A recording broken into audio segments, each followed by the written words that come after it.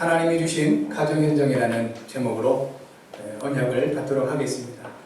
흔히 5월을 가정의 달이라고 합니다. 어린이날이나 어버이날이 있기 때문일 것입니다. 하나님이 직접 세우신 두 가지 공동체가 있습니다. 바로 가정과 교회입니다. 가정은 하나님이 세우신 최초의 공동체입니다. 하나님께서 가정과 교회를 세우시기 전에 모든 세계를 창조하셨습니다. 하나님께서 말씀으로 모든 세계를 창조하셨습니다. 첫째 날 빛을 창조하셨습니다. 둘째 날 하늘을 창조하셨습니다. 셋째 날 바다와 땅을 창조하시고 채소와 나무를 창조하셨습니다. 그리고 넷째 날 태양과 달이 땅을 비추게 하셨습니다. 다섯째 날 물들에게 생물을 번성하게 하라고 하셨습니다. 하늘에 있는 새들을 창조하시고 그들에게 복을 주시며 생육하고 번성하고 땅에 충만하라고 말씀을 주셨습니다. 여섯째 날 땅에게 종류대로 가축과 기는 것과 짐승을 내려가셨습니다. 그리고 하나님의 형상을 따라 하나님의 모양대로 사람을 만드셨습니다. 특이한 것은 가축과 기는 것들과 짐승들에게는 복을 주시지 않았습니다. 그들에게는 생육하고 번성하고 땅에 충만하라고 말씀을 하지 않으셨습니다. 오직 사람에게 복을 주시고 생육하고 번성하며 충만하라고 하시고 땅을 다스리라고 말씀해 주셨습니다. 그리고 일곱째 날 안식을 하셨습니다. 창세기 2장 1절부터 2절에 천지와 만물이 다 이루어집니다. 하나님이 그가 하시던 일을 일곱째 날에 마치시니 그가 하시던 모든 일을 그치고 일곱째 날에 안식하시니라 하셨습니다. 안식이라는 단어가 히브리어로 사바스인데 일을 마치다 라는 의미가 있고 또 쉼이라는 의미가 있다고 합니다. 하나님께서 창조하신 것들 때문에 힘들어서 쉬신 것은 아닐 것입니다. 하나님은 전능하신 분이기 때문에 힘들고 너무 어려워서 쉬었다 또는 안식하셨다 이런 뜻은 아닐 것입니다. 하나님의 창조를 마치고 창조된 세계를 위한 안식과 쉼을 정하신 것입니다. 그래서 사람은 그리고 모든 피조물들은 쉬는 게 정상인 것입니다. 그리고 쉬어야 됩니다. 전능하신 하나님께서도 안식을 하셨는데 안식 없이 쉼 없이 계속 일을 한다거나 또는 농사를 짓는다거나 그러면 모든 것이 무너지고 피폐하게 되어 있는 것입니다. 하나님이 가정을 이때 세우셨습니다. 사람을 만드시고 안식한 이후에 아담에게 아내 하와를 주셨습니다. 아담이 하와를 보고 고백했습니다. 내 살 중에 살이요 뼈 중에 뼈다 했습니다. 하나님께서 그 둘을 한 몸을 이루게 하셨고 또 아담과 하와는 벌거벗었으나 부끄러워하지 아니하였다 했습니다. 이것이 성경적인 부부의 모습입니다. 부끄러움이 없어야 됩니다. 그런데 지금 얼마나 많은 사람들이 부부간에도 그렇고 다른 사람들 간에도 그렇고 부끄러운 일들을 많이 하고 있습니까? 그래서 자꾸만 포장하고 어렵게 만드는 것입니다.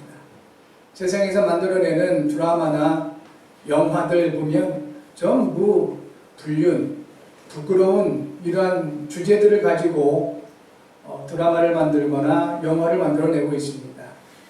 왜 그러냐면 시대의 모습이기도 한 것입니다. 하나님께서 창조하신 모든 세계를 다스리게 하신 사람에게 이러한 문제들이 일어나게 된 것입니다. 그 문제에 대해서 성경에서만 언급을 하고 있습니다. 사람이 마귀에게 속아서 죄를 범하고 하나님을 떠난 것입니다. 예수님께서 마귀에 대해서 명확하게 세 가지 특징을 말씀하셨습니다. 요한복음 8장 44절을 통해서 말씀하시기를 마귀는 가장 먼저 욕심쟁이다. 두 번째는 살인자다. 그리고 세 번째는 거짓말쟁이다. 이렇게 예수님께서 마귀에 대해서 명확하게 말씀하셨습니다. 여러분 참고를 하셔야 됩니다.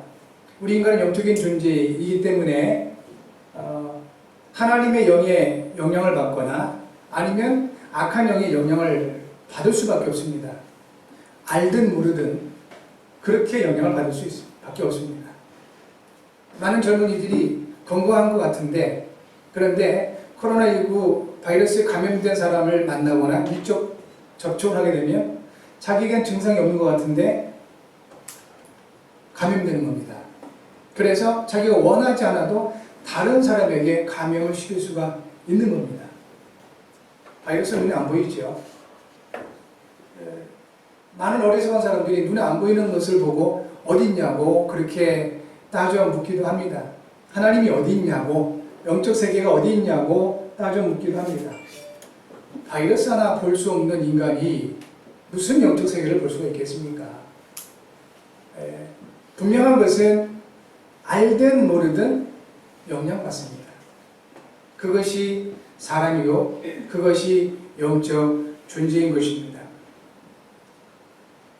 마귀 이 영향받으면 자기도 모르게 어떤 증상이 나오는데요. 이것이 바로 계속 욕심이 생기는 겁니다. 충분히 가지고 있음에도 불구하고 욕심이 생기는 거예요. 그리고 왜 그렇게 사람들이 미워지는지 몰라요.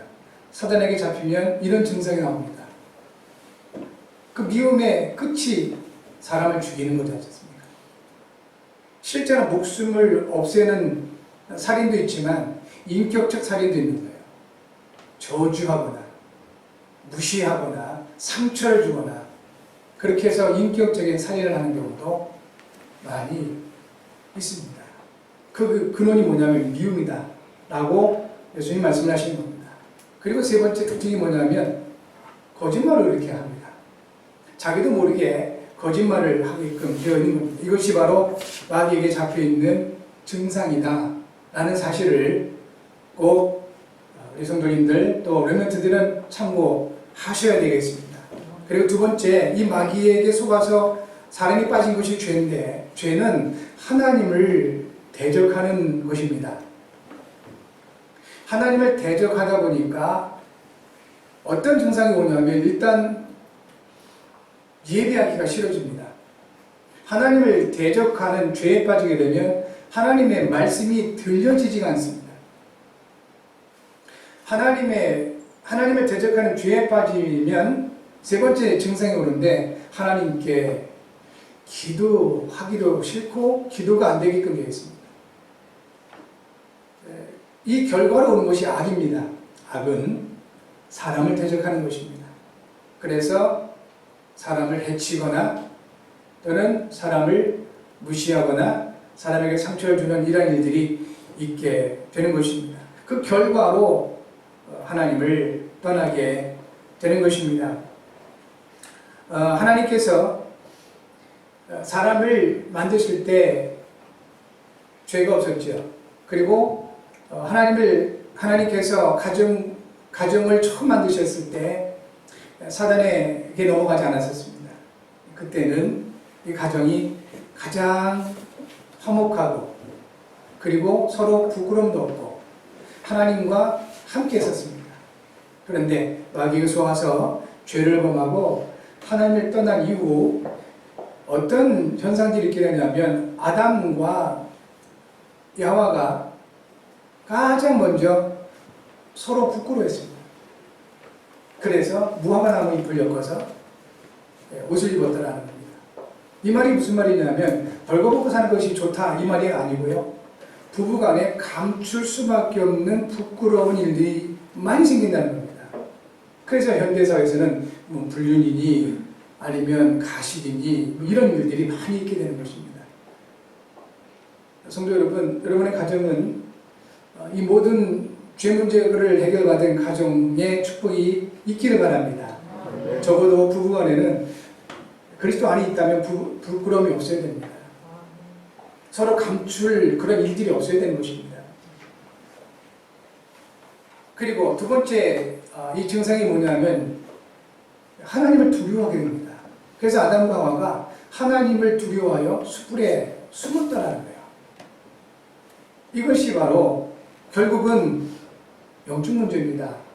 그리고 세 번째, 마귀의 수하를 죄를 범하고 하나님을 떠난 아담과 하와에게 나타난 증상이 뭐냐면 내 살 중에 살이요 뼈 중에 뼈라고 고백했던 아담이 그 모든 잘못된 탓을 하와에게 돌립니다. 저 여자 때문에 그랬습니다. 그렇게 해서 자꾸 남의 탓을 하는 것입니다.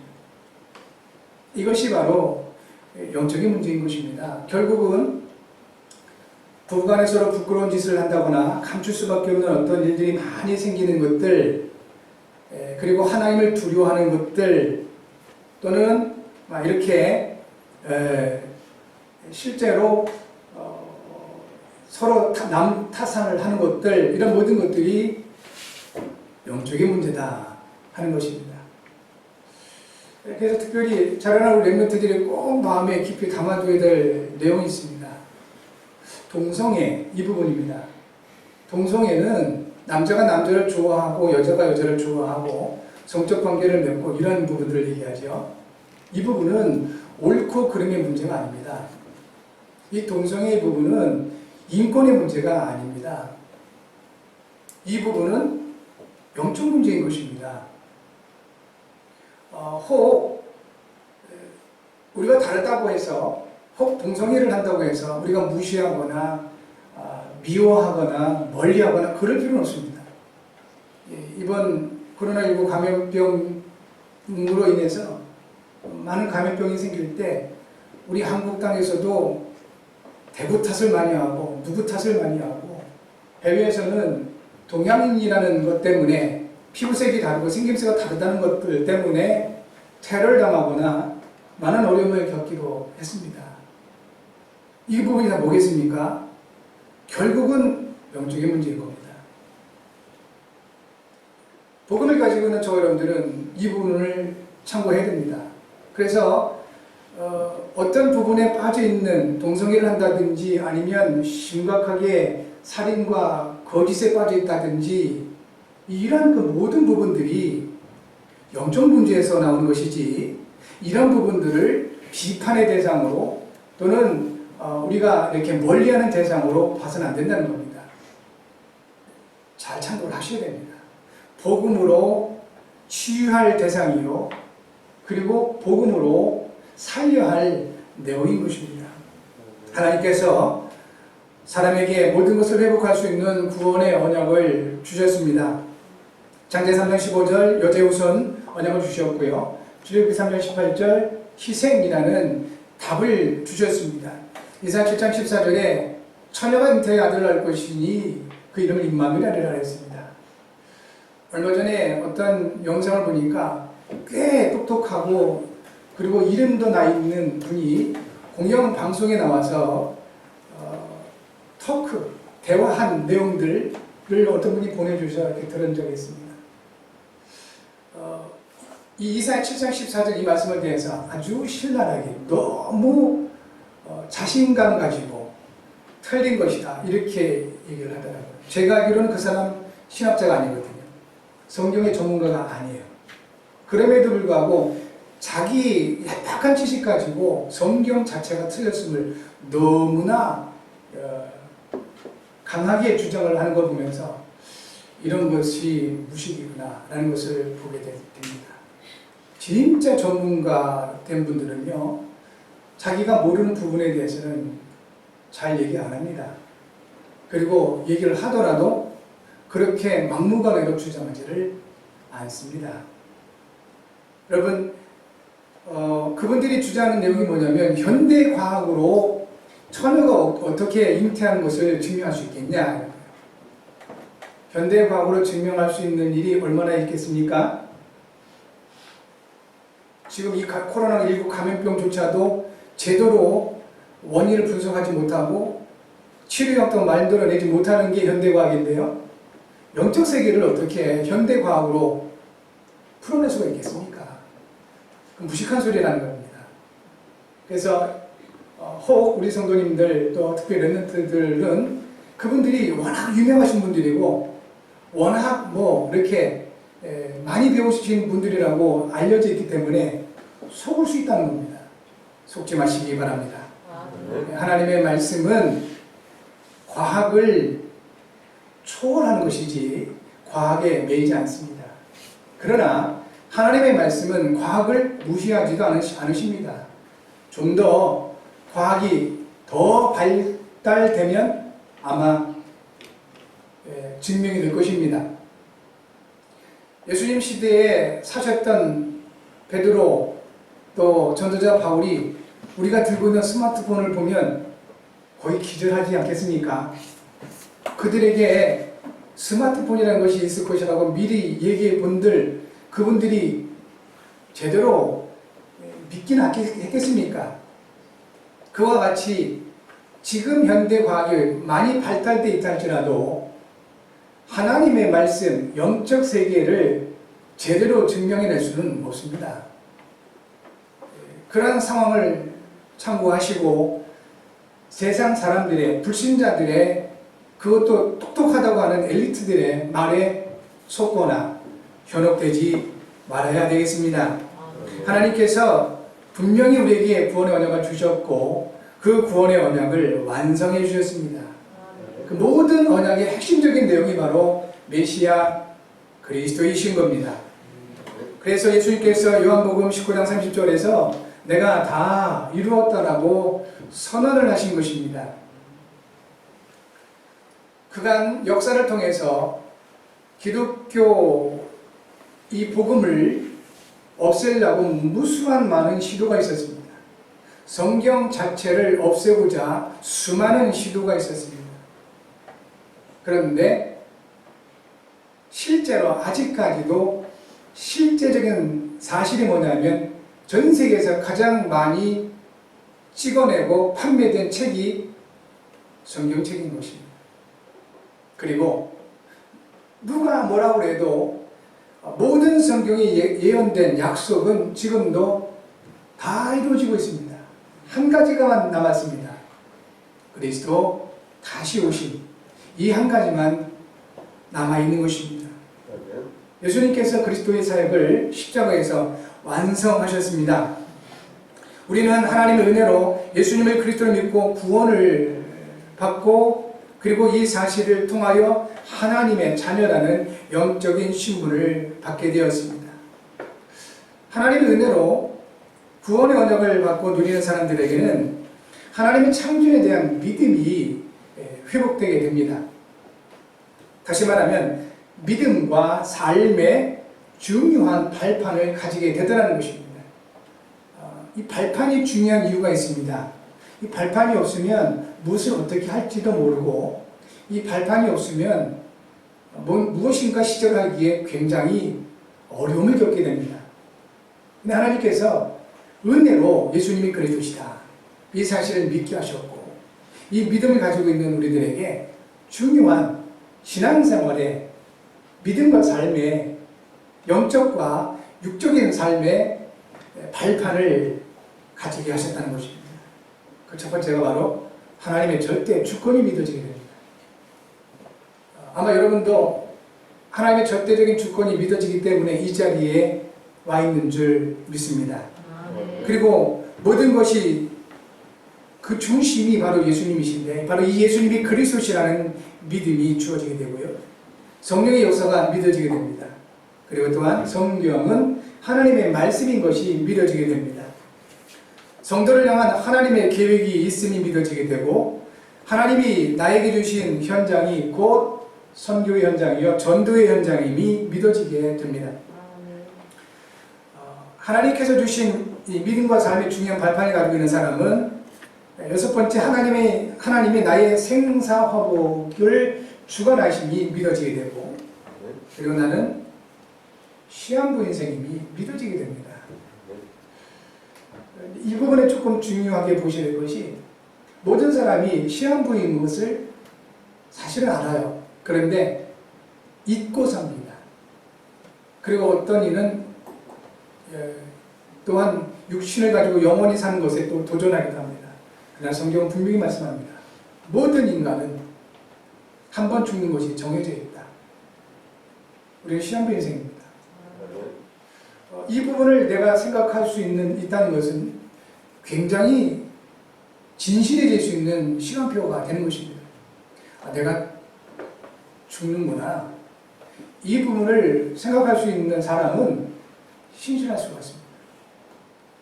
그리고 많은 부분에서 매이지 않고 벗어날 수가 있는 것입니다. 믿음과 삶의 발판을 가지게 되면 이 사실이 믿어지게 되고, 아홉 번째는 하나님의 심판과 내세가 있음이 믿어지게 되는 겁니다. 쉽게 말하면 천국과 지옥이 있음이 믿어지게 되는 것입니다.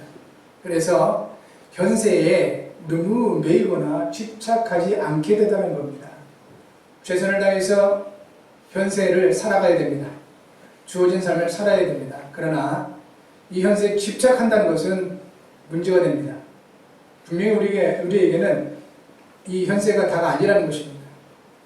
심판이 있고 우리에게 내세가 있습니다. 또한 10번째, 전도자에게 하나님의 상급이 있음이 믿어지게 되는 것입니다. 성도 여러분, 또 특별히 렘넌트 여러분들에게 이 같은 10가지 믿음과 삶의 중요한 발판이 단단하게 만들어지는 은혜가 있기를 바랍니다. 이 믿음과 삶의 발판을 가지고 구원의 언약을 누리는 사람은 개인 현장을 살리게 됩니다. 이래서 중요한 겁니다. 무엇보다도 나 자신을 살릴 수 있게 되는 것입니다. 이것은 영적 정체성과도 관계가 되어 있습니다. 이거 놓치면 끌려가거나 영향받게 되고 노예가 되는 겁니다. 왜 하나님의 택한 이스라엘 백성들이 강대국의 포로가 되고 노예가 되고 속국이 될 수밖에 없었습니까? 하나님 주신 언약을 놓치고 영적인 정체성을 잃어버렸기 때문에 그렇습니다. 우리 렘넌트들은 특별히 조심하셔야 됩니다. 친구들 만나고 또 연인을 만나고 또 많은 사회관계를 유지하고 이럴 때 내 영적인 정체성을 놓치게 되면 나도 모르게 영향받게 됩니다. 그리고 어느 날 나도 모르는 사이에 노예가 되어 있는 것을 보게 될 것입니다. 이스라엘 백성들이 애굽의 노예가 되고 싶어서 됐겠습니까? 바벨론의 전쟁 포로가 되고 싶어서 됐겠습니까? 어느 날 살다 보니까 그렇게 되는 것입니다. 나름대로는 열심히 살았겠지요. 그런데 하나님의 언약을 놓치고 영적인 정체성 싹 다 놓치고 살다 보니까 어느 날 그렇게 노예가 되고 포로가 되고 속국이 되어버린 것입니다. 그래서 우리는 날마다 회복하셔야 됩니다. 개인 현장부터 살리셔야 됩니다. 어떻게 해요? 믿음과 삶의 발판을 단단히 다져라는 것입니다. 하나님이 주시는 구원의 언약을 깊이 있게 누리는 것입니다. 많은 시간이 필요치 않습니다. 하루가 24시간입니다. 분으로 따지면 1440분입니다. 그 1440분 가운데 단 5분 구원의 언약을 생각만 하셔도 됩니다. 단 5분 나의 영적인 정체성을 회복하셔도 충분히 개인 현장을 살릴 수 있게 됩니다. 개인 현장을 살리는 힘이 있는 사람에게는 가정 현장이 보여지게 됩니다. 우리 집이 왜 이럴까? 우리 집은 왜 이따위일까? 그렇게 해서 부모님 원망하고 또 여러 가지 상황 가운데 실망하고 그게 아닌 것입니다. 그 사람은 개인 현장이 이미 무너져 있는 거예요. 개인 현장을 살리는 힘이 있는 사람은 가문에 흐르는 영적인 그 흐름을 보게 되는 것입니다. 우리 가문에는 이런 문제가 있구나. 우리 아버지, 엄마에게는 이런 영적인 문제가 있구나. 그래서 하나님께서 나에게 복음을 주시고 기도하게 하시는구나. 이런 부분들을 보게 하시는 겁니다. 부모님들, 우리 성도님도 마찬가지지요. 자녀들에게 어떤 문제가 있다 할지라도 상관이 없습니다. 내 개인을 살릴 수 있는 영적 힘을 가지고 있으면 그 힘으로 가정 현장을 보게 되고 교회 현장을 보게 되는 겁니다. 많은 분들이 교회는 왜 이상한 사람들이 많이 올까요? 그렇게 질문하기도 합니다. 교회이기 때문에 그런 겁니다. 이상한 사람들, 다시 말하면 영적인 문제가 드러난 사람들이 교회에 와야 되는 거예요. 와서 복음 받고 구원받고 치유받아야 되는 것이 교회지요. 현장에서 복음 받고 치유되면 더 좋겠고, 그렇지 못하면 교회에 와서라도 복음을 받고 치유받아야 되는 것이 교회인 것입니다. 바로 그 사명이 저와 여러분에게 있는 것입니다. 그래서 개인 현장의 삶이 한 가정과 교회 현장이 보여지고, 이런 사람은 모든 현장을 살릴 수 있게 되는 것입니다. 특별히 개인 현장을 복음으로 살리는 여러분, 가정 현장이라는 중요한 현장을 오늘 말씀을 통해서 확인하시기를 바랍니다. 하나님이 주신 가정 현장은 예수 그리스도의 선교와 전도의 현장입니다. 가정 현장은 모든 응답과 축복의 출발선입니다. 또 가정 현장은 모든 재앙과 저주의 출발선이 되기도 합니다. 아담과 하와가 범죄하지 않았을 때는 그들의 가정은 최고의 응답과 축복의 현장이 되었습니다. 그런데 아담과 하와가 마귀의 수하술 죄를 범하고 하나님을 떠난 그들의 가정은 재앙의 현장이 될 수밖에 없었습니다. 첫 아들 가인이 자기 동생 아벨을 돌로 죽이는 이런 일이 일어났습니다. 재앙 중의 재앙이죠. 있어서는 안 되는 일이 범죄한 아담과 하와의 가정에서 일어나게 된 것입니다. 그러므로 이 문제를 해결하기 위해서 예수님께서 요셉과 마리아라는 가정으로 찾아오신 것입니다. 예수님께서 그리스도의 일을 이루시면서 가장 중요하게 보신 현장이 가정 현장입니다. 그래서 성경에는 집 이야기가 많이 나오는 것입니다. 성도 여러분, 또 렘넌트 여러분 개인이 가정에서 복음을 가장 많이 누리시는 은혜가 있길 바랍니다. 교회에 와서 아니면 기도하는 장소, 기도원이라든지 이런 장소에서 복음을 많이 누리려고 하지 마시고 여러분의 가정에서 복음을 가장 많이 누릴 수 있는 은혜가 있기 바랍니다. 이렇게 되면 어떤 현상이 있게 되냐면 여러분 가정이 가장 평안한 현장이 됩니다. 우리 성도님들은 마음에 깊이 담아두셔야 됩니다. 우리 자녀들이 어디를 가장 편안해합니까? 술집을 가장 편안해합니까? 친구들을 만나는 것을 가장 편안해합니까? 아니면 어디 카페 가는 걸 가장 편안합니까? 여러분 집에 들어오는 것이 가장 편안하게 만드셔야 됩니다. 그런 축복이 있기 바랍니다. 왜 사람들이 여기저기 막 찾아다닐까요? 거기 가면 편안하기 때문에. 그런데 유독 집에만 오면 너무 괴롭다. 그럼 말이 안 되는 거 아니겠습니까? 집이 가장 편안해야 되는 겁니다. 그렇게 만드시기 바랍니다. 그래서 우리 성도님들은 우리 자녀 렘넌트들이 집에 왔을 때 가장 편안하고 가장 쉼이 있어야 되는 겁니다. 그래서 예배한다고 애들 들들 볶지 말라는 거예요. 여러분이 예배하시면 돼요. 너 복음 누려야지라고 아이들을 강압적으로 힘들게 하지 말라는 겁니다. 여러분이 복음 누리시면 돼요. 그러면 그 생명의 역사, 평안이 우리 렘넌트에게 전달되게 될 것입니다. 여러분, 모든 가정은 예수 그리스도의 선교와 전도의 현장이다. 사실을 놓지 마시고. 두 번째, 하나님이 주신 가정 현장은 하나님의 언약 성취를 누리며 지역 현장을 살리는 응답의 현장인 것입니다.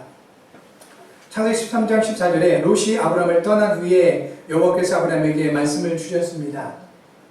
이 롯이라는 이 부분을 중요하게 보셔야 됩니다. 창세기 11장에서 보면 하나님께서 아브라함에게 말씀하시기를 너는 본토 친척 아버지의 집을 떠나라 그랬어요. 근데 이 롯은 친척입니다. 하나님 말씀과는 안 맞는 거죠. 왜 롯을 데리고 왔을까요? 나이가 많았는데도 불구하고 아들이 없는 거예요.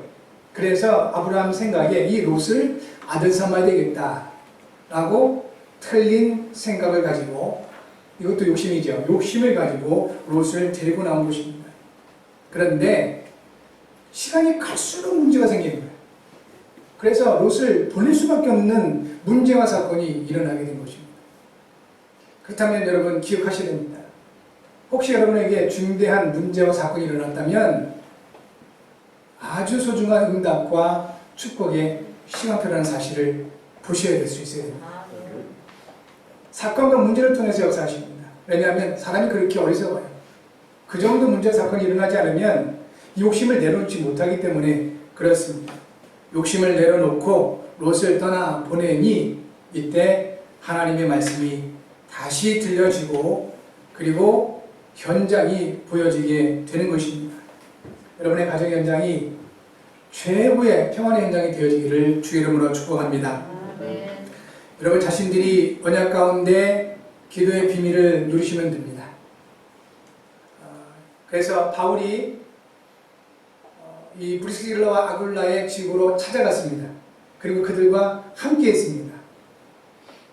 여기서 문제가 일어났고 갈등이 일어났다면 계속 함께 있을 수 없었겠죠. 그런데 이들이 함께 하면서 지역을 복음하는 하나님께 쓰임받습니다. 왜 그랬을까요? 서로 바라보면서 비난하거나 비판하거나 또는 자기 주장하거나 이게 아닌 거예요.